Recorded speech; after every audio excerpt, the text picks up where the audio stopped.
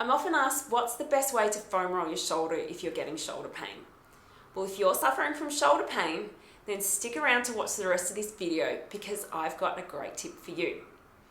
Typically, someone who suffers from shoulder pain gets wincing pain when they reach up high.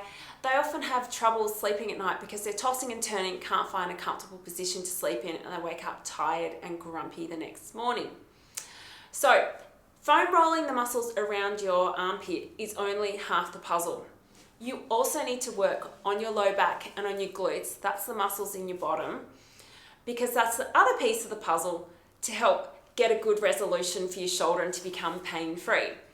So I really like using a massage ball because it's smaller and you can get into the knots in your back a lot more easily than using a big foam roller. So what you can do is just put the ball on the floor and sit on the ball and roll around until you find a sore spot and wait until that pain starts to ease. You can also hold that sore spot and move your leg around until that spot starts to feel easier as well. And to do your low back, I find it's great to have your back against the wall with the ball in between the wall and your back, and move up and down, side to side, and just hold on a sore spot until that pain starts to ease. So, I'm Fiona from Riverside Chiropractic. If you'd like help with your shoulder pain, then please give our office a call on 8096 6781. Thank you.